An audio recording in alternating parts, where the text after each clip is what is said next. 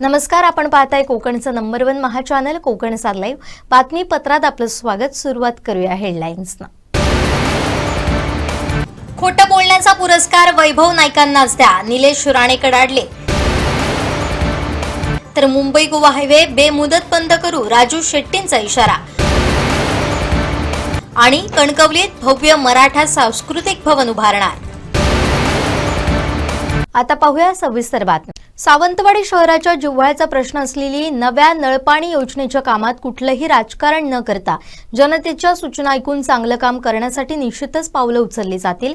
येणाऱ्या मे 2027 पर्यंत ही योजना पूर्णत्वास आणून शहरवासियांना सुरळीत आणि मुबलक पाणी पुरवठा देण्यात येईल, अशी ग्वाही पाणी पुरवठा सभापती प्रतीक बांदेकर यांनी दिली।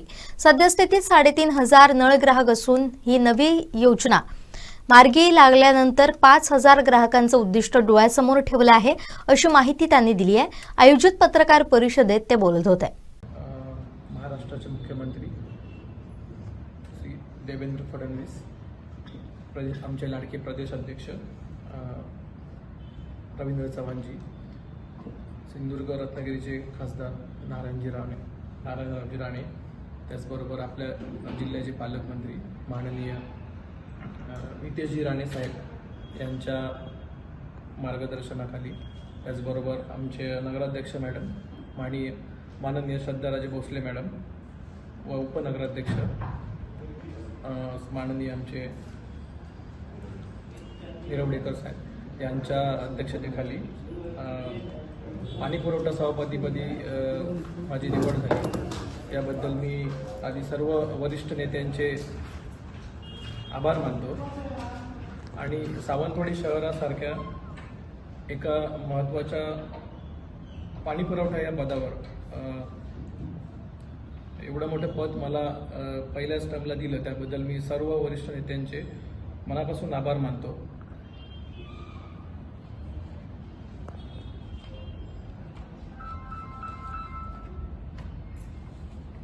संस्थान कालापासून चालू असलेली आपली सावंतवाडी नगर परिषदेची पाणी पुरवठा योजना आणि त्यानंतर नगर परिषदेची योजना अशी मिळून आपल्याकडे भरपूर म्हणजे 250 वर्षाचा इतिहास आहे पाणी पुरवठा विभागाला।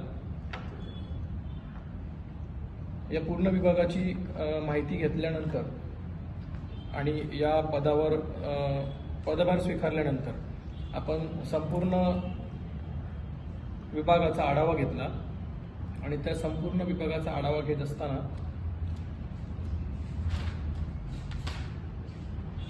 सावंतवाडी शहरात दोन विभाग आहेत पाणी पुरवठा, महत्त्वाचे पाणी पुरवठा करणारे।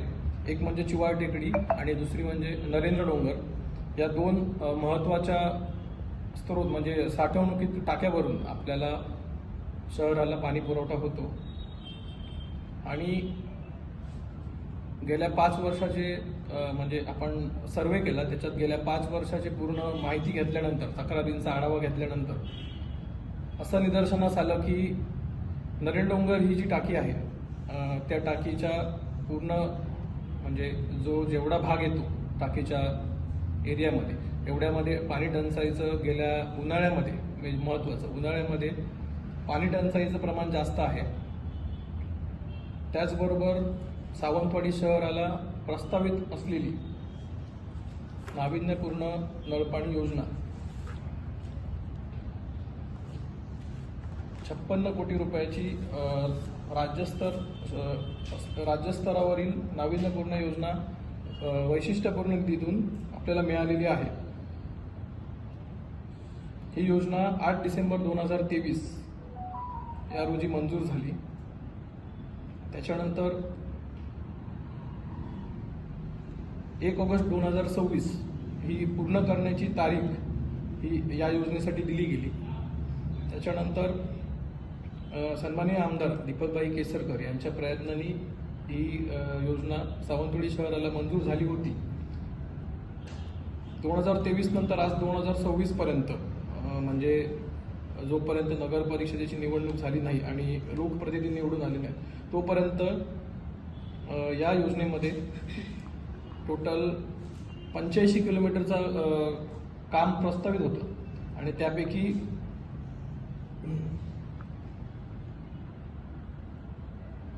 शहरात 19.700 किलोमीटरचं काम आणि शहराबाहेर 7.5 किलोमीटरचं काम पाळणेकोण एरियामध्ये आणि केसरीमध्ये 18 किलोमीटरचं काम, अशा प्रकारे या कामाची विभागणी होती. शहरात टोटल अंतर्गत जलवाहिन्या पकडून डिस्ट्रीब्युशन लाईन सगळं पकडून 85 किलोमीटरचं काम प्रस्तावित आहे. त्यापैकी फक्त शहरात 19.700 किलोमीटरचं काम झालं होतं गेल्या 2023 पासून आज 2026 पर्यंत. त्याचबरोबर शहरात पाळणेकोण धरण त्या दिशेने 7.5 किलोमीटरचं काम होतं, त्यातलं फक्त 2.5 किलोमीटरचं काम झालेलं होतं. त्याच्यानंतर केसरी जो आपला सगळ्यात मोठा पल्ला येतो, गुरुत्वाकर्षणावर अवलंबून असलेली ही योजना आहे तिथून येणारी, आणि त्याचं पूर्ण लेंथ 18 किलोमीटर होती आणि त्याचं 4 किलोमीटर काम पूर्ण झालेलं आहे फक्त. म्हणजे तसं म्हणायला गेलं तर फक्त 20% काम या योजनेचं 80% पूर्ण झालेलं आहे. दुसरी गोष्ट पाहता गेले 6-7 महिने तुम्ही बघता की सर्वोदय नगर आणि गणेश नगर किंवा शहराचा त्या साईडचा भाग जो बघितला तर तिकडे जवळजवळ गेले 6 महिने खुदाई झाली होती आणि त्याच्यानंतर बरेच दिवस काम रखडलेलं होतं. त्याच्यामुळे आम्ही सर्व कामाची पाहणी करून आपण त्या पूर्ण योजनेला दिशा देण्याचं एक काम केलेलं आहे आणि लवकरात लवकर त्या भागातील काम जे झालेलं आहे त्या भागातील काम पूर्णत्वास नेण्यासाठी कॉन्ट्रॅक्टरला सूचना केलेल्या आहेत आणि त्याप्रमाणे त्याने WBM म्हणजे खडीकरण करण्यास सुरुवात केलेली आहे. काही त्या योजनेमध्ये परमिशनच्या बाबी पेंडिंग होत्या, जेणेकरून ग्रामपंचायत कोलगाव म्हणा, नॅशनल हायवे, PWD, जिल्हा परिषद, त्याचप्रमाणे केसरी ग्रामपंचायत, अशा सर्व म्हणजे ज्या मेजर जिथून खुदाई होणार आहे अशा भागात परमिशनचं काम पेंडिंग होतं. गेल्या आठवड्याभरात आपण सर्व कार्यालयांना भेट देऊन हे काम कुठेपर्यंत पोहोचलंय याचा आढावा घेतला. संबंधित अधिकाऱ्याशी भेट घेऊन संबंधित अभियंत्यांशी बोलून आपण लवकरात लवकर या परमिशन कंप्लीट करू आणि या परमिशन झाल्यानंतर या कामाचा वेग अजून वाढेल असं आम्हाला वाटतं.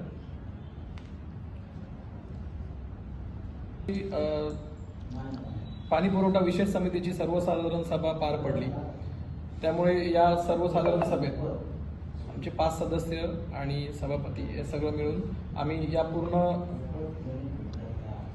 जी पाणी पुरवठा योजना नागरिकांसाठी आहे, जी शहराचे प्रमुख म्हणतात पुढील 50 वर्षाचं नियोजन लावून जे प्रमुख पाणी पुरवठा योजना चालू आहे त्याच्याबद्दल नागरिकांना माहिती व्हावी आणि ती पाणी पुरवठा योजना आपण गेले अनेक दिवस या योजनेबद्दल महत्त्वाच्या चर्चा ऐकतोय, पण लोकांमध्ये कोणताही संभ्रम न राहता ही योजना लोकांसाठी आहे आणि जी लोकांपर्यंत चांगल्या पद्धतीने आणि विशेष करून काम ज्या दर्जाचं काम झालं पाहिजे त्या दर्जाची माहिती आणि लोकांना जे गैरसमज आहेत ते दूर करण्यासाठी आपण ही पत्रकार परिषद आयोजित केलेली आहे.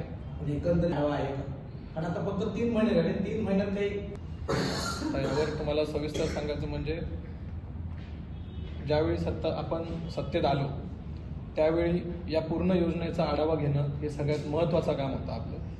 त्यानंतर ह्या योजनेचं प्रारूप काय आहे, ही योजना कोणत्या पद्धतीने सावंतवाडी शहरासाठी राबवली जाणार याची माहिती आम्ही सर्वांनी घेतली. त्याच्यावर आपल्या कॉन्ट्रॅक्टराकडून आपण 2 वेळा पूर्ण नगरसेवकांसाठी माहितीसाठी आपण वेळ घेतल्या सगळ्या नगरसेवकांच्या आणि त्यांच्यासमोर ही पूर्ण प्रेझेंटेशन झालेलं आहे. म्हणजे ही योजना कोणत्या दिशेने राबवणार आणि कुठून कुठे पाणी जाणार हे आपण प्रत्येक नगरसेवकापर्यंत पोहोचवायचं काम आपण केलेलं आहे. बिल झालं नाही कारण ज्या दिशेने काम झालं पाहिजे होतं गेल्या किती 56-57 कोटी 7 कोटी रुपये बिल त्यांचं निघालेलं आहे. अद्याप 50 कोटी रुपयाचं काम बाकी आहे. ठेकेदाराकडून जो डेडलाईन म्हणजे पूर्ण जो त्याचा तो काय काम करणार, कशा प्रकारे कोणत्या पद्धतीने कुठच्या दिशेने करणार हे सगळं आपण घेतलेलं आहे. तर त्याने अद्याप मे 2027 पर्यंतचा चार्ट आपल्याला दिलेला आहे. आणि हो पूर्ण होणार म्हणून मेमध्ये. त्याच्यात त्यांनी अशा सगळ्या गोष्टी त्याच्यात परमिशनच्या गोष्टी होत्या सगळ्या त्या पूर्णत्वास नेऊन, म्हणजे आपण प्रगतीपथावर आहोत की PWDची परमिशन म्हणा, नॅशनल हायवेची परमिशन म्हणा, या सगळ्या परमिशन आपण त्याला लवकरात लवकर घेऊन देण्याचा एक प्रयत्न करत आहोत. आणि त्यानुसार त्याने आम्हाला 27 मेची तारीख दिलेली आहे पूर्ण. नंतर आमच्या लक्षात आलं की जेवढ्या परमिशन त्यांना मिळाल्या तेवढं खुदाई करून त्याच्या खाली लाईन घालायचं काम त्यांनी केलेलं आहे. हीच माहिती तुमच्या समोर आणण्यासाठी मी आज पत्रकार परिषद घेण्याचं कारण हेच आहे. कारण कसं आहे, हे काम अद्याप आपण म्हणतो तसं ज्या वेगाने व्हायला पाहिजे होतं त्या वेगाने झालं नाही. पण मला नक्की तुम्हाला एक आशा देतो की या सभापती पदाच्या कार्यकाळात आपण जास्तीत जास्त काम त्यांच्याकडून करून घेऊ आणि जेवढं काम झालं तेवढंच त्यांना पेमेंट मिळेल एवढं आपण पूर्णपणे प्रशासन स्तरावर नियोजन. आता आपण कसं आहे, ही योजना आत्ता आपण पूर्णपणे पाहणी करतोय. मी जवळजवळ 2 धरण आपले जो जलस्रोत आहे केसरीचा, काल आपण तिथे जाऊन पाहणी केली. रविवारी आपण पाळणेकोंड धरणाची पाहणी केली पूर्ण. त्याच्यानंतर जो प्रस्तावित तिथे नवीन जो फिल्टर आहे, पाणी शुद्धीकरण केंद्र, त्याची पण पाहणी केली नव्याने होत असलेल्या. त्याच्यानंतर तिथे एक आपला 0.2 MLDचा एक पाणी पुरवठा जो NJPने उभारला होता तो पण आहे, त्याचीही पाहणी केली, बंद अवस्थेत आहे आता. आणि ओव्हरऑल सगळं पाहता कामाचा दर्जा, म्हणजे आपण त्याला कुठेही कामाच्या दर्जामध्ये कॉम्प्रोमाइज करायला दिलेलं नाही आहे. कारण हा जो प्रश्न आहे, हा शहराचा विकासाची दिशा कुठच्या दिशेने जाईल, येत्या काळात किती लोकसंख्या वाढेल, त्याच्यानुसार पाणी प्रश्न हा शहरासाठी भरपूर महत्त्वाचा आहे. त्यामुळे आपण कॉन्ट्रॅक्टरला कोणतीही ढील दिलेली नाही, त्याच्यात आपण कोणतीही तडजोड केलेली नाही. आपण त्याच्याकडून 100% क्वालिटीचं काम आणि चांगल्या दर्जाचं काम अपेक्षित करून या कामाची पूर्णत्वास नेण्यासाठी आपण त्या दिशेने त्याला सूचना केलेल्या आहेत. नंतर आपण याबद्दल त्यांना विचारणा करू, कारण मलाही माहिती नव्हती की आपण त्यांना फोन केला. आजच आपण या संदर्भात आता आपण ह्या विषयात संबंधित आपल्याकडे तज्ज्ञ अधिकारी नाही आहे, तरी त्याच्यावर बांधकामचे जे अधिकारी आहेत सरडे, ते पाहणी त्याच्यावर लक्ष ठेवून आहेत पूर्णपणे. त्याच्यानंतर आपण जे आपले निवृत्त अभियंता होते त्या अभियंत्यांची यावर म्हणजे त्यांची मदत घेतली आपण या गोष्टीसाठी. त्याच्याबरोबर MJPचे निवृत्त अधिकारी, त्यांच्याबरोबरही आपण भेट घेऊन त्यांच्याकडूनही माहिती घेतली या संदर्भात. आणि तसं पाहता त्यांनी काही सूचना केल्यात आम्हाला की कोणत्या पद्धतीने काम करून घेतलं पाहिजे, कोणत्या पद्धतीने मेजरमेंट झाल्या पाहिजे, कोणत्या पद्धतीने पाईपलाईन शहरात आल्या पाहिजेत, यावर आपण त्यांच्याकडून सूचना घेतलेल्या आहेत. आणि त्यानुसार त्याचवेळी कॉन्ट्रॅक्टरला आपण सूचना केल्या की या कामामध्ये कोणताही भ्रष्टाचार किंवा कोणताही चुकीच्या पद्धतीने काम होता कामा नये, आणि तसं काम आपण त्यांचं सुरू केलेलं आहे. जसं म्हटलं मगाशी की नरेंद्र डोंगर टाकी ही खूप महत्त्वाची, म्हणजे ह्याच्यावर माझ्या मते अर्ध्या शहराचा लोड आहे. ते पाहता आपण पाळणेकोंड टू नरेंद्र डोंगर या प्रमुख जलवाहिनीचं आपण कामाला सुरुवात केली आहे. बाहेरच्या वाड्यामार्गे माठेवाड्यातून ती लाईन नरेंद्र डोंगरपर्यंत पोचणार. म्हणजे उन्हाळ्याचा काळ बघता, एप्रिल-मेचा कडक उन्हाळ्याचा, आपल्याला ती जलवाहिनी सगळ्यात जास्त महत्त्वाची आहे. कारण झिरंगवाडी, माठेवाडा, उभा बाजार आणि बाहेरच्या वाड्याचा काही भाग, सालईवाडा, त्यानंतर जुना बाजार, हे पूर्ण एरिया आहेत. तिथून गेल्या सर्वेप्रमाणे तिथे जास्त पाणी टंचाईची त्रास आहे नागरिकांना. तर त्या जलवाहिनीचं काम आपण प्रामुख्याने हातात घेतलेलं आहे, मोठ्या जलवाहिनीचं. तर तिथे थोडा रस्त्याचा प्रॉब्लेम असल्यामुळे, म्हणजे काही ठिकाणी रस्ते लहान आहेत आणि काही ठिकाणी रस्ते जे आपल्या लेनमध्ये पाहिजेत ते आहेत. तर तिथे निवृत्त अधिकारी जे होते आपण त्यांना घेऊन गेलो. संबंधित आपण सगळ्या नगरसेवकांना आवाहन केलेलं आहे की तुम्ही या कामावर नियंत्रण ठेवा, नजर ठेवा, कारण सगळीकडे आपण पोहोचू शकत नाही. त्यामुळे आपण त्या ठिकाणच्या वॉर्डच्या नगरसेवकांना आवाहन केलेलं आहे की तुम्ही तिथे उभे राहून जरा तुम्ही नजर ठेवा आणि या कामावर जास्तीत जास्त चांगल्या प्रमाणात काम होईल याची तुम्ही काळजी घ्या. त्याप्रमाणे आपण तिथे जे निवृत्त अभियंता होते त्यांना घेऊन गेलो आणि तिथे त्यांना सांगितलं की ज्याप्रमाणे जे सांगतायत, ज्या सूचना दिल्यात त्याप्रमाणेच काम झालं पाहिजे. तुम्हाला असं म्हणायचं जे होऊ शकत नाही, कारण काय प्रत्येक नगरसेवकाला प्रत्येक वार्डला तुम्ही नगरसेवकांना माझे चांगले मित्र आहेत, माझे जुने सहकारी आहेत आणि ते माझ्या वयाचे आहेत. मुळात बघायला गेलं तर चांगले अभ्यासू नगरसेवक आहेत आणि त्यांनी ज्या प्रकारे त्या म्हणजे तिथे त्यांनी स्वतः आले आणि त्यांनी त्या कामाची पाहणी केली. मलाही तिथे बोलवून घेतलं, मी पण तिथे गेलो आणि संबंधित अधिकारी जे होते, निवृत्त अधिकारी, त्यांनाही आम्ही त्या कामावर बोलवलं आणि तिथे ह्या गोष्टीवर चर्चा झाली की कोणत्या पद्धतीने काम झालं पाहिजे आणि आपण त्या ठिकाणी त्याच वेळी त्या संबंधित कॉन्ट्रॅक्टरला सूचना करून आपण चांगल्या पद्धतीने जसं एस्टिमेटमध्ये आहे त्या पद्धतीने काम करण्यासाठी सूचना केली. काही गोष्टी आम्हाला आढळल्या तिथे चुकीच्या पद्धतीने होत्या, पण आपण त्याच ठिकाणी त्या कामाची इन्सुली भिसेवाड इथं पहाटेच्या सुमारास एका विहिरीत बिबट्या पडल्याची घटना उघडकीस आली. यानंतर वनविभागाच्या टीमनं त्याला बाहेर काढत ताब्यात घेतलं. त्या बिबट्याची वैद्यकीय तपासणी करून त्याला वन अधिवासात सोडण्यात येणार असल्याची माहिती अधिकाऱ्यांनी दिली आहे.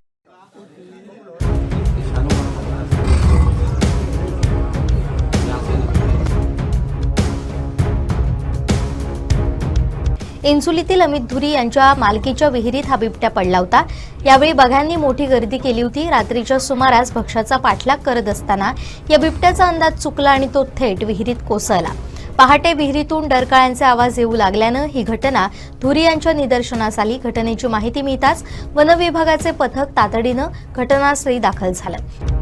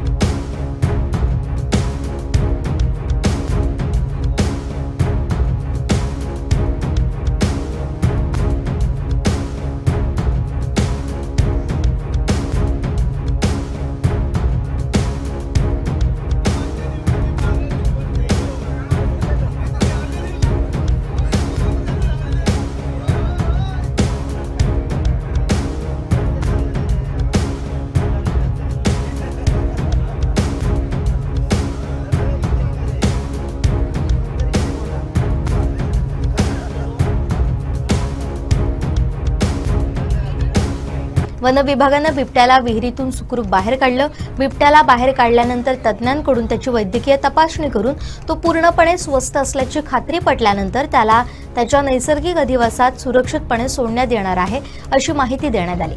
वन विभागाच्या या यशस्वी मोहिमेबद्दल इन्सुली ग्रामस्थांनी त्यांचे आभार मानले.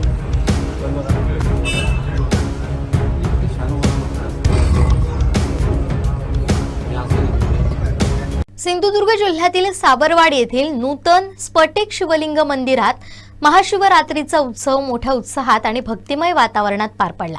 कोकणातील अशा प्रकारचं हे पहिलंच स्फटिक शिवलिंग असल्यानं यावर्षी दर्शनासाठी भाविकांचा महासागर लुटला होता. आध्यात्मिक ऊर्जा आणि शास्त्रीय संगीताच्या सुरावटींनी संपूर्ण साबरवाड परिसर शिवमय झाला होता. या सोहळ्याचं मुख्य आकर्षण म्हणजे भारतातील सर्वात मोठ्या स्फटिक शिवलिंगांपैकी एक असलेलं आणि वायव्यमुखी स्थान असलेलं हे दुर्मिळ शिवलिंग 50 लाख मंत्रोच्चारांनी सिद्ध केलेल्या या शिवलिंगाच्या दर्शनासाठी पहाटेपासूनच लांबच लांब रांगा लागल्या होत्या. स्फटिकाच्या शुभ्र धवल तेजामुळे आणि परिसरातील पवित्र वातावरणामुळे भाविकांना एक वेगळीच अनुभूती येत होती. केवळ धार्मिक विधीच नव्हे तर कलेच्या माध्यमातूनही शिवाची उपासना करण्यात आली. रुद्रनाथ फाउंडेशन तर्फे महाशिवरात्रीनिमित्त शास्त्रीय संगीताच्या विशेष कार्यक्रमाचं आयोजन करण्यात आलं होतं. नामवंत कलाकारांच्या सुरावटींनी भाविकांना मंत्रमुग्ध केलं. शिवाच्या चरणी स्वरांजली अर्पण करणं हा एक अलौकिक अनुभव होता, अशा भावना उपस्थित श्रोत्यांनी व्यक्त केल्या. कोकणातील पहिलं आणि भव्य स्फटिक शिवलिंग, मंत्रसिद्ध शिवलिंगाच्या दर्शनानं भाविकांमध्ये सकारात्मकतेचा संचार होता. वाढती गर्दी लक्षात घेता मंदिर प्रशासनाकडून चोख व्यवस्था करण्यात आली. सावरवाडमधील हे स्फटिक शिवलिंग आता केवळ धार्मिक केंद्र नव्हे, तर कोकणातील एक प्रमुख पर्यटन आणि आध्यात्मिक केंद्र म्हणून नावारूपास येत आहे. तर नमस्कार, तुमचं स्वागत आहे रुद्रनाथ फाउंडेशनमध्ये. आज आपल्याकडे महाशिवरात्रीचा हा कार्यक्रम साजरा होतोय. रुद्रनाथ फाउंडेशन ही रिसेंटली त्यांनी मालवणात सर्वात मोठं वायव्यमुखी स्फटिक शिवलिंग ह्याची स्थापना केलेली. तर आपण त्या महादेवाची आणि त्या आदिमायाचं लग्न म्हणून महाशिवरात्री हा सण साजरा करतो.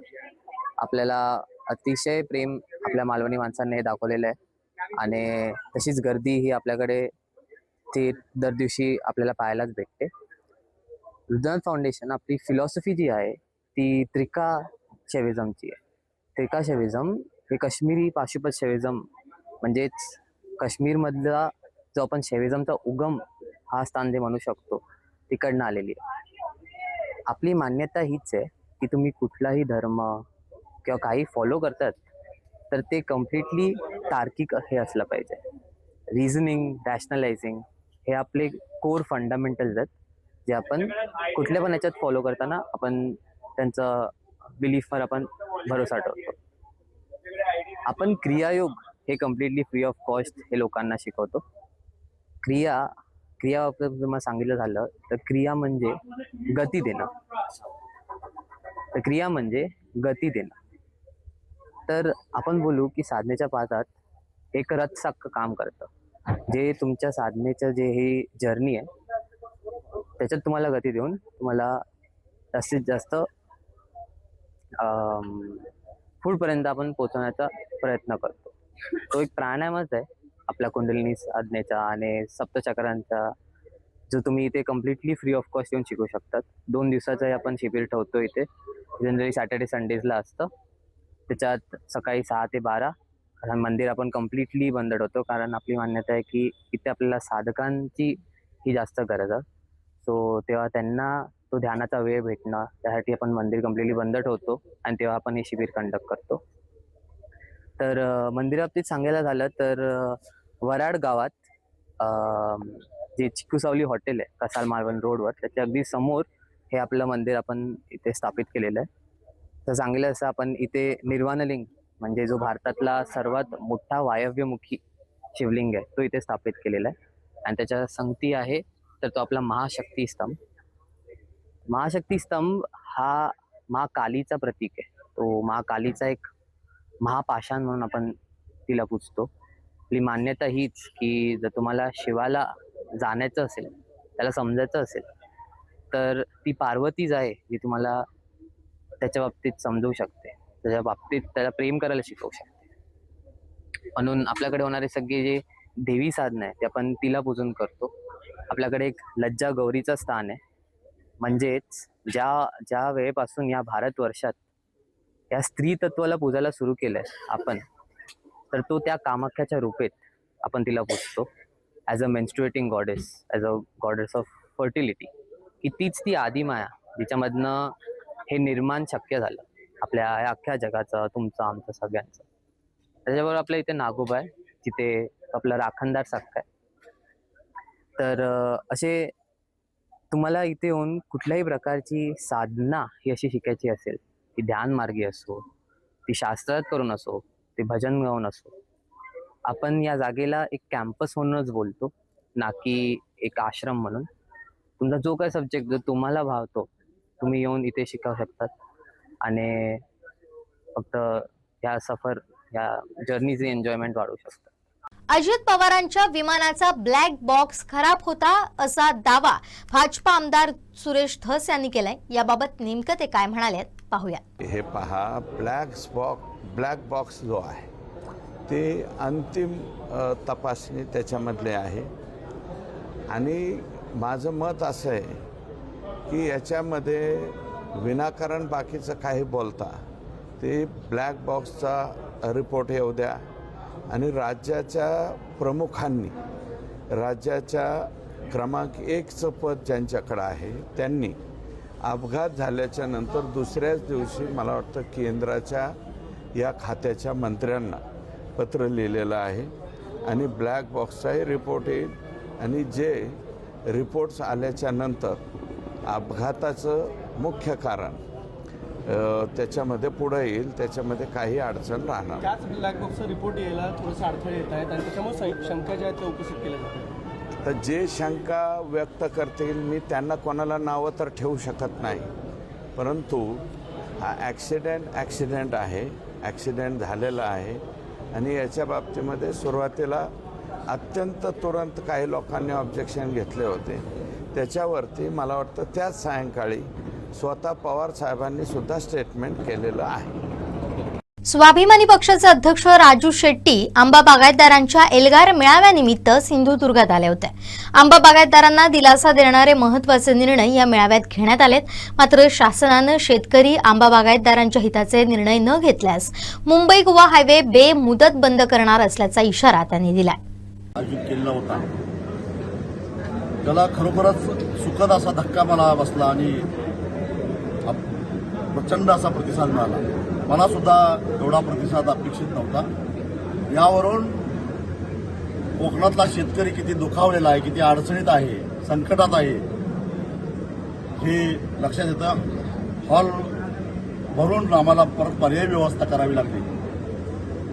सरकारनं खरं तर आत्मचिंतन केलं पाहिजे, परंतु शासन व्यवस्था अजून जागी झालेली दिसत नाही. आज या एल्गार मेळाव्यामध्ये जे ठराव झालेले आहेत त्यातलं सगळ्यात महत्त्वाचा म्हणजे म्हणतात 10%, पण मी प्रत्यक्षामध्ये कालपासून अनेक बागा बघितल्या, 5% सुद्धा फळ दिसत नाही ही स्थिती आहे.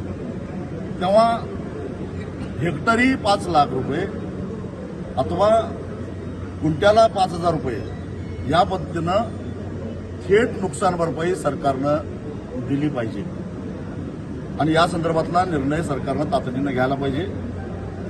त्याचबरोबर ज्यांनी पीक कर्ज काढलेलं आहे आंब्यावर ते कर्ज तातडीनं गोठवून येणाऱ्या 30 जूनला शासन 30 जूनच्या आत जो कर्जमाफी जाहीर करणार आहे त्याच्यामध्ये हे थकीत नसलं तरी सुद्धा आंब्याचा समावेश करून ते संपवावं आणि ज्यांनी कर्ज काढलेलं नाही त्यांना NDRFच्या निकषेच्या चौपट नुकसान भरपाई द्यावी असे आणि अन्य काही अत्यंत महत्त्वाचे असे ठराव आजच्या या एल्गार मेळाव्यात झालेले आहेत.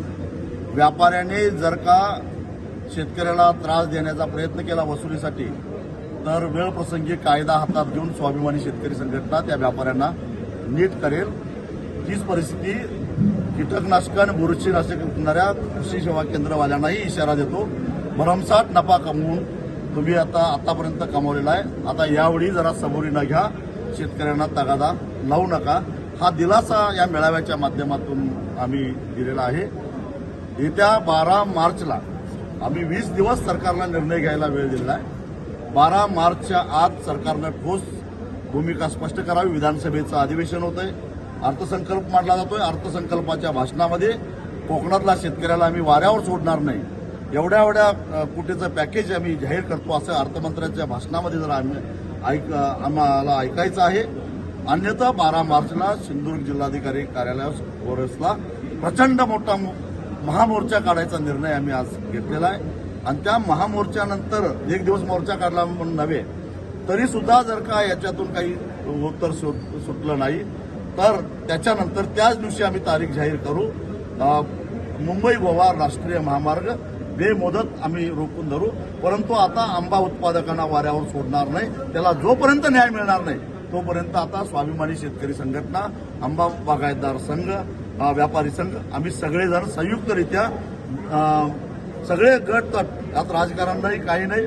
ज्यांना श्रेय घ्यायचं आहे त्यांनी आधीच प्रश्न सोडवावा. आम्ही त्यांचा जाहीर सत्कार करायला तयार आहोत, परंतु आता आंबा उत्पादकाला वाऱ्यावर आम्ही जाऊन देणार नाही.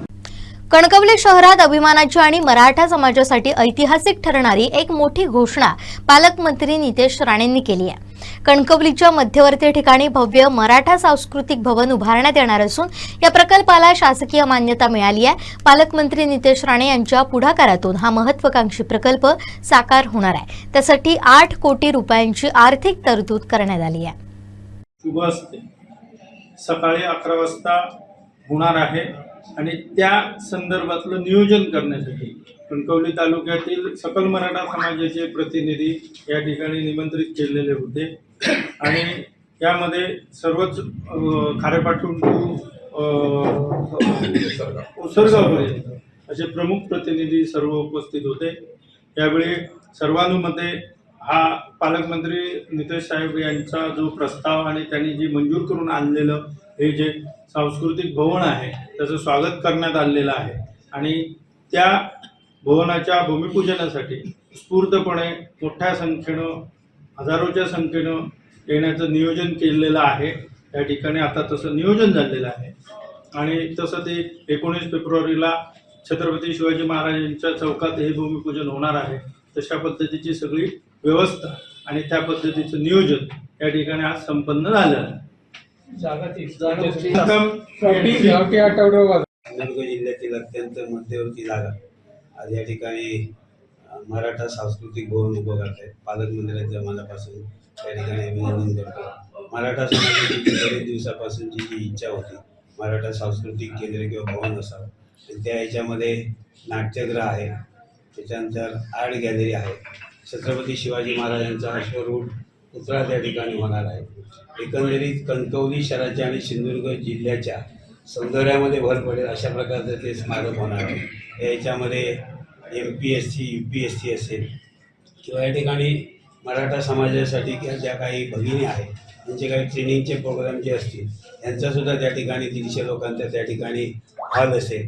काही जे या ठिकाणी इथे येणारे इतर जे लोक आहेत पर्यटकांच्या दृष्टिकोनात येतील त्याच्यामध्ये काही सूट्स असतील आणि एकंदरीत नाट्यगृहाची जी आज कणकवली शहराची जी काही गरज जी होती ती गरज ह्या निमित्ताने आज पूर्ण करण्याचा प्रयत्न पालकमंत्री महोदय करतायत आणि म्हणून निश्चित या ठिकाणी आज जे मराठा सांस्कृतिक भवन जे होत्या हे कणकवली नाही तर सिंधुदुर्ग जिल्ह्याच्या दृष्टिकोनातून एक मानाचा तुरा या ठिकाणी मराठा सांस्कृतिक केंद्र उभारून आज या ठिकाणी पालकमंत्र्यांचे प्रयत्न केले त्याबद्दल त्यांचे आभार मानतो, अभिनंदन करतो आहे.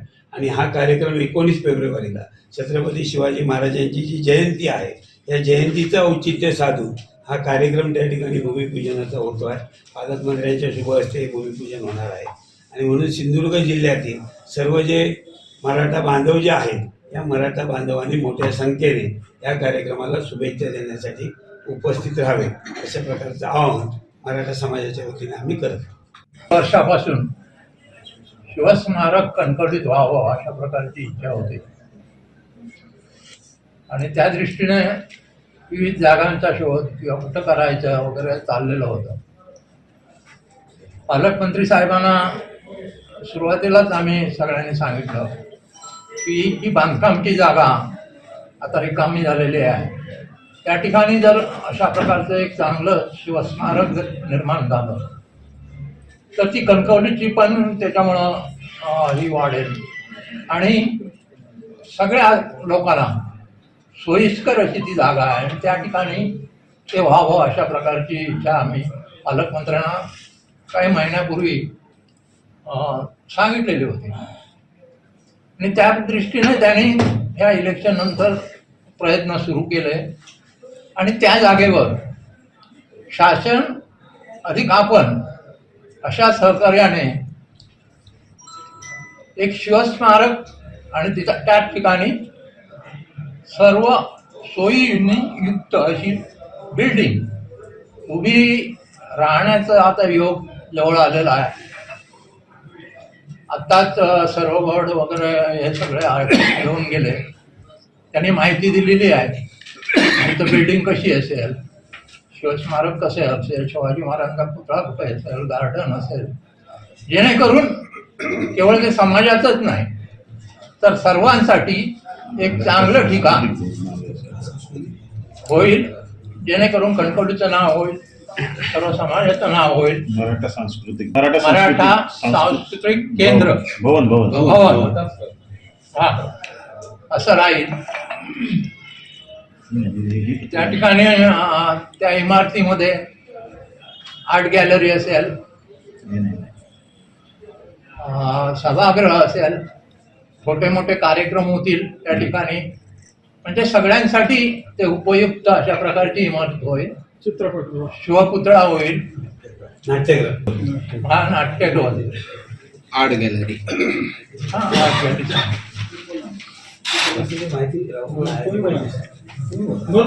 सिंधुदुर्गाचा पण विषय म्हणाल अशा प्रकारचं नियोजन आता चालू आहे. आणि त्याचं भूमिपूजन पालकमंत्र्यांच्या हस्ते 19 तारीखला सकाळी 11 वाजता त्या जागेवर होणार आहे. तर या ठिकाणी आपली उपस्थिती असावी. त्याचबरोबर याला चांगली प्रसिद्धी मिळावी अशी आपल्याकडे विनंती आहे. समाज बांधव मोठ्या संख्येने समाज बांधव जिल्ह्यातून सगळे समाज बांधव उद्या त्या कार्यक्रमाला उपस्थित राहणार आहे. आपणही आपली उपस्थिती दाखवावी आणि जास्तीत जास्त प्रसिद्धी या कार्यक्रमाला द्यावी अशा प्रकारची विनंती या ठिकाणी करतो. मराठा समाजाच्या वतीने भेटतो एक 2-3 महिन्यापूर्वी, तेव्हा सांगितलं की आम्हाला एक मराठा भवन इथे बघून द्या, बांधून द्या. तर पालकमंत्री म्हणाले काही निवडणुका येत आहेत, त्या निवडणुका झाल्या की आपण या मराठा भवनासाठी प्रयत्न करणार आणि 19 फेब्रुवारीला आपण त्याचं उद्घाटन करणार, असं आम्हाला भूमिपूजन करणार असं सांगितलं. आणि त्याप्रमाणे 19 फेब्रुवारीला भूमिपूजन होत आहे. याबद्दल आम्हाला खरोखरच पालकमंत्र्यांचे अभिनंदन करावं असं वाटतं. महाराष्ट्र शासनाच्या वतीनं राबवण्यात आलेल्या माझी वसुंधरा अभियानामध्ये कुडाळ नगर पंचायतीनं देदीप्यमान यश संपादन केलंय. 15,000 ते 25,000 लोकसंख्या गटात कुडाळनं विभागीय स्तरावर प्रथम क्रमांक पटकावलाय.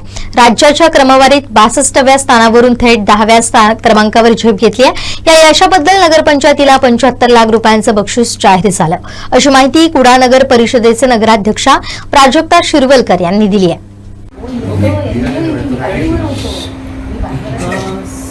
सगळ्यात आधी सर्वांचं नगरपंचायतमध्ये सर्व पत्रकारांचं स्वागत आहे.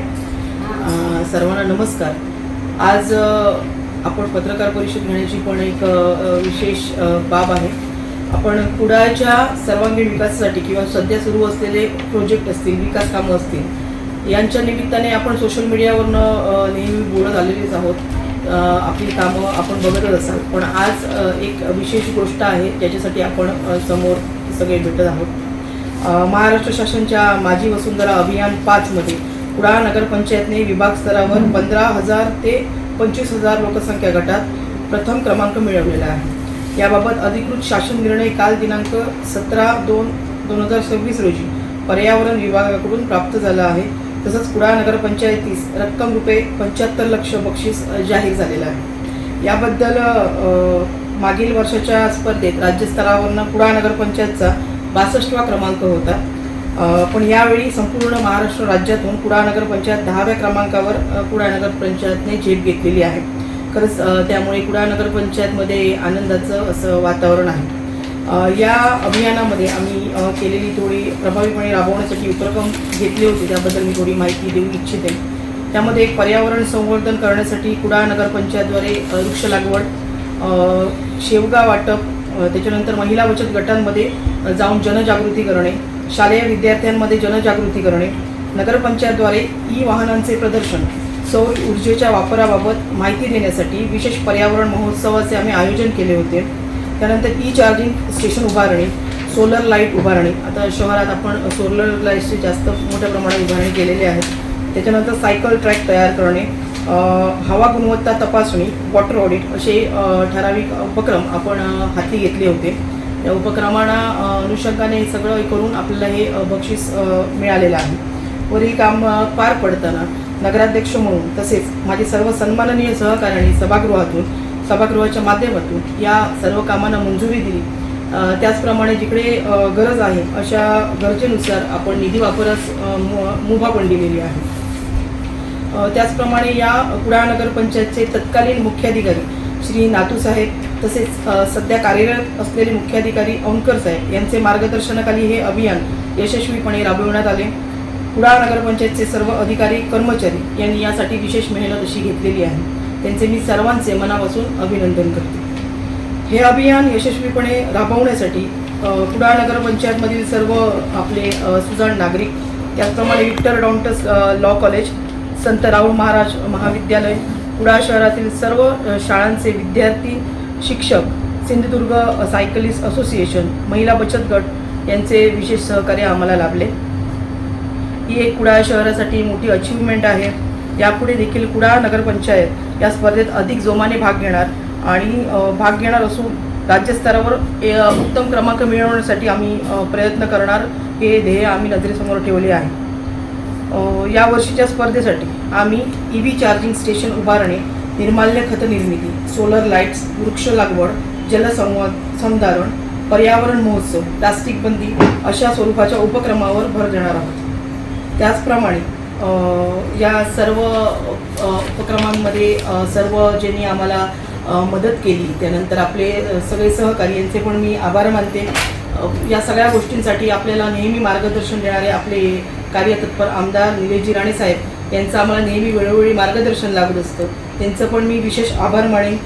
त्यानंतर यापुढे आपल्या शहरावर जे मूलभूत आपले प्रकल्प आहेत, त्यामध्ये पाणीपुरवठा असू देत, घनकचरा व्यवस्थापन, त्याच्यानंतर दर्जेदार रस्ते निर्माण, सध्या आपले शहरातले पण रस्त्याची कामं सगळी व्यवस्थित चालू आहेत. असे मूलभूत विकास करणारे प्रोजेक्ट जे आहेत ते आपण हाती घेतलेले आहोत. तुम्हा सर्वांचं सहकार्य यापूर्वी ह्या आधी पण आम्हाला लाभलेलं आहे, यापुढे पण तुमचं सगळ्यांचं सहकार्य आम्हाला असंच लाभू दे. एवढंच तुम्हाला सांगते आणि इथेच थांबते. सगळ्यांनी आल्याबद्दल धन्यवाद. माजी आमदार वैभव नाईक यांच्या कार्यकाळात मच्छीमार बांधवांना आणि व्यावसायिकांना 352 नोटीस आल्या होत्या. सातत्यानं खोटं बोलण्याचा पुरस्कार जर कोणाला द्यायचा असेल तर तो वैभव नाईकांना द्यावा, अशा शब्दात आमदार निलेश राणेंनी वैभव नाईक यांच्यावर जोरदार टीका केली आहे. या नोटिसांचे पुरावे हवे असल्यास त्यांनी मला फोन करावा किंवा मी ते कुरिअर करायलाही तयार असल्याचं आव्हान राणेंनी दिलंय. नमस्कार. काल माजी आमदार वैभव नाईक यांनी माझ्यावरती टीका केली.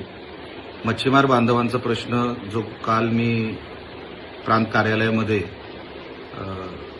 सोडवण्यासाठी सगळ्या मच्छीमार बांधवांना घेऊन गेलो होतो, त्याच्यामध्ये त्यांना त्रास झाला आणि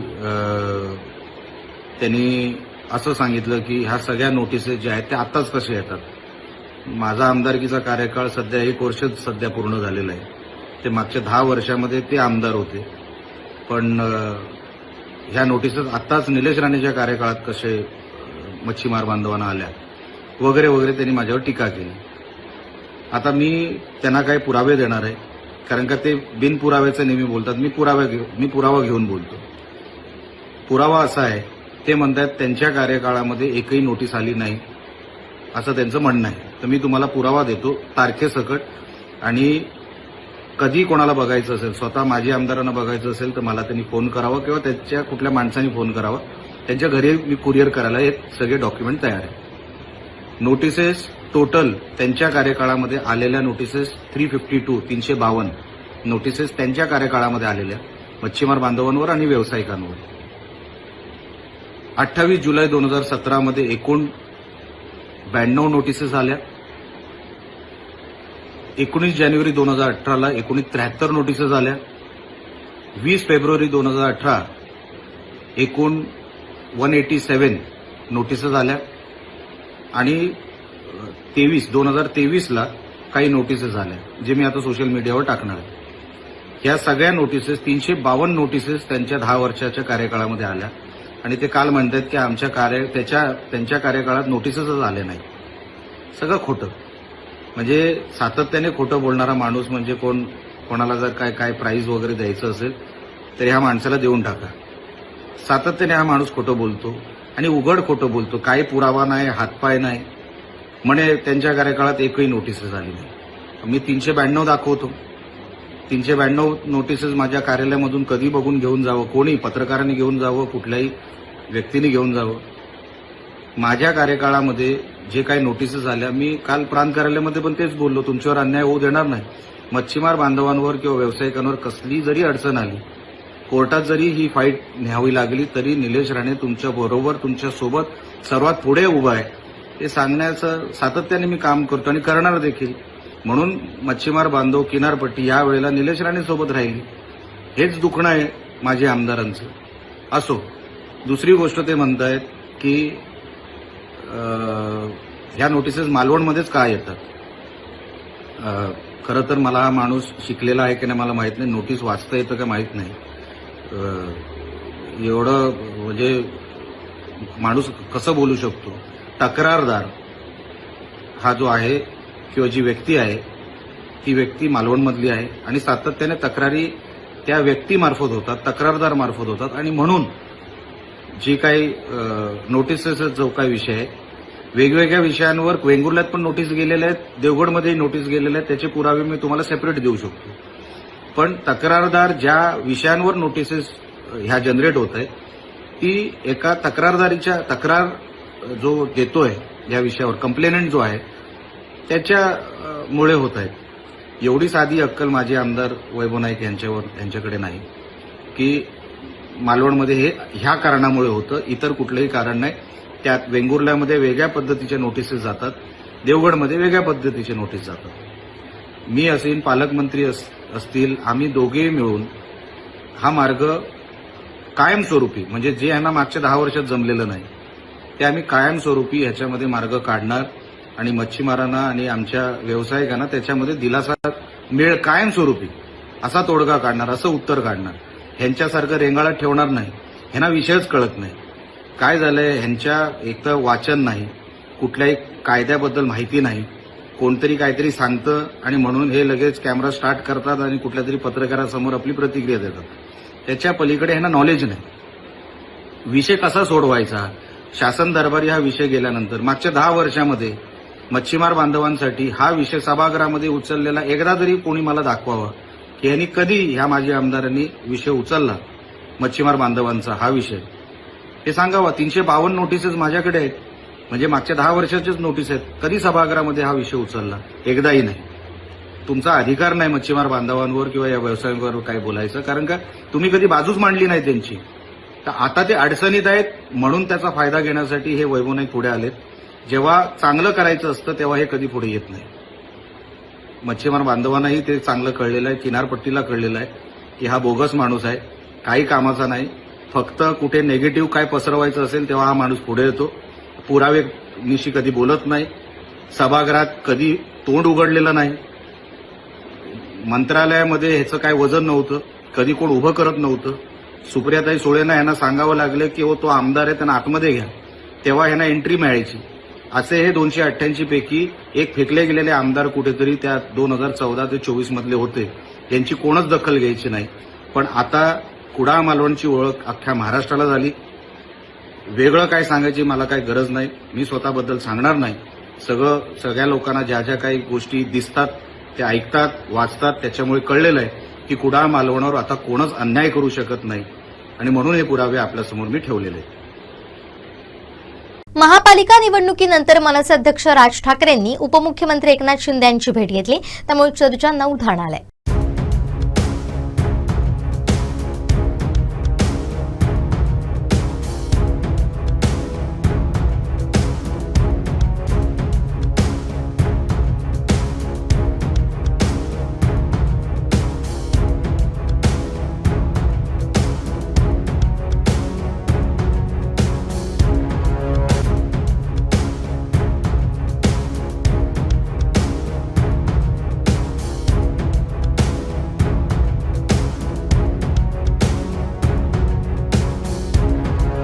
कुठेही असलो तरी घाम काढल्याशिवाय गप्प बसत नाही, हे विधान आहे मंत्री नितेश राणेंचं. काय म्हणालेत मंत्री नितेश राणे पाहूया.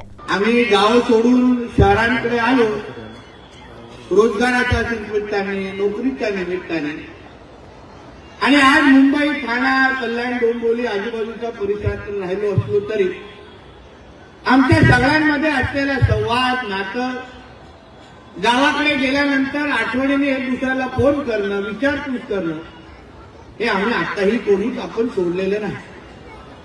आणि सन्मान्य राणे साहेब आणि आपल्या सगळ्या जणांचं ते एक अतूट नातं आहे. राणे साहेबांनी आपल्या राजकीय प्रवासामध्ये कोकणातल्या जनतेसाठी जे काही योगदान दिलं, जे काही विकासासाठी प्रयत्न केले, मी आणि निलेशजी नेहमी सांगतो की नवीन माणसं जोडण्यापेक्षा राणे साहेबांनी, सीताराम राणे साहेबांसारखे जोडलेली माणसं यांना जोपासणं आणि सांभाळणं हे आमच्या दोघा जणांचं काम आहे आणि म्हणून आवर्जून इथे उपस्थित आहे. आजच सकाळी मी केळकर साहेब, मी मुंबईच्या महापौरांना एक पत्र लिहिलंय. मुंबईच्या महापौर पण आमच्या कोकणातल्याच आहेत, ऋतू तावरे, आमच्या पेंडूर गावाचे आहेत मला वाटतं, मालवण आणि कुठे खारेपाटी, म्हणजे दोन्ही बाजूने आमच्याच आहे. आणि त्यांना पत्र लिहिलं की मॅडम आपण कोकणातले आहात, आज आपण मुंबईतल्या राहणाऱ्या कोकणातल्या जनतेचे आशीर्वाद घेऊन आज आपण महापौर झालेला आहात. आज मुंबईत कोकण आणि कोकणात मुंबई हे समीकरण वर्षानुवर्ष आपण पाहतो, पण मुंबईतला राहणारा, ठाण्यातला राहणारा, कल्याण डोंबिवलीतला राहणारा जो आपला कोकणातला माणूस आहे त्याच्यासाठी हक्काचं एकही कोकण भवन आजपर्यंत आपण या शहरामध्ये उभं करू शकलो नाही.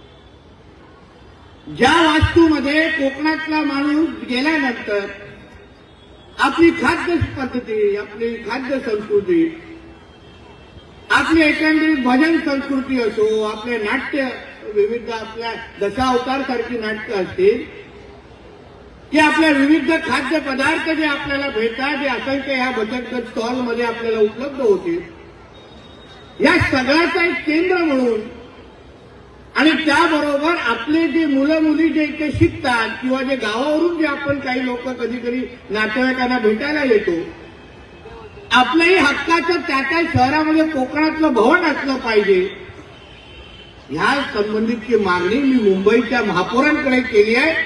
म्हणून आता मी केळकर साहेबांनी पण हेही सांगितलं की साहेब मुंबईमध्ये तर होणार आहे, तुम्ही आणि आता सीताराम राणेजी आमच्या ठाण्यामध्ये पण हक्काचं कोकण भवन उभं करा, हे मी आवर्जून तुम्हाला या निमित्ताने.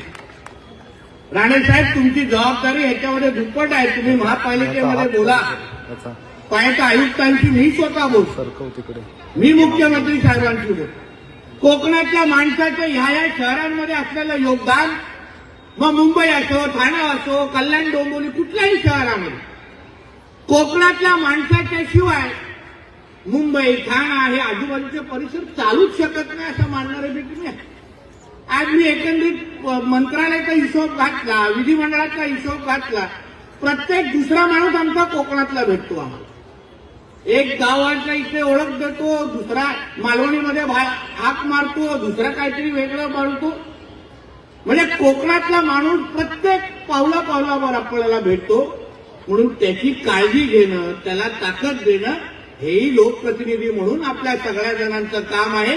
म्हणून येणाऱ्या कालावधीमध्ये या शहरांमध्ये महापालिकेच्या माध्यमातून चालणारं त्या भूखंडावर असलेलं हक्काचं कोकण भवन हे आपल्या ठाण्यामध्ये पुढच्या 5 वर्षामध्ये उभं राहिलंच पाहिजे, हे आवर्जून तुम्हाला या निमित्ताने सांगतो. आवर्जून ही मागणी आहे आणि हक्क आहे आणि आपला हट्ट पण आहे, असलाच पाहिजे. त्याशिवाय आपल्या सीताराम राणेजींना सांगून तुम्ही गप्पच बसू नका. पुराचं सभागृह पाहिजे डोक्यावर घ्या, शेवटी आपल्या रक्तातच आहे. आम्ही बघा कुठेही असलो तरी काय घाम काढण्याशिवाय गप्प बसत नाही, राणेंचे गुणधर्म आहे ते. म्हणून आपण जिथे असो आपला आवाज असला पाहिजे लोकांच्या समोर. लोकांना वाटलं पाहिजे की नाही बाबा, जसं विधिमंडळामध्ये आणि लोकसभेमध्ये राणे आहे तसे ठाण्या महापालिकेच्या सभागृहामध्ये पण एक राणे आलाय असं लोकांना वाटलं पाहिजे आणि अनुभव घेतला पाहिजे. तसं आपण जणांना सोडाल असं माझा ठाम विश्वास आहे. शेवटी ठळक घडामोडी पुन्हा एकदा. खोटं बोलण्याचा पुरस्कार वैभव नाईकांनाच द्या, निलेश राणे कडाडले. तर मुंबई गोवा हायवे बेमुदत बंद करू, राजू शेट्टींचा इशारा. आणि कणकवलीत भव्य मराठा सांस्कृतिक भवन उभारणार. बातमीपत्रात वेळ झाली इथेच थांबण्याची. पाहत रहा कोकणचं नंबर 1 महा चॅनल कोकण साध लाईव्ह. धन्यवाद.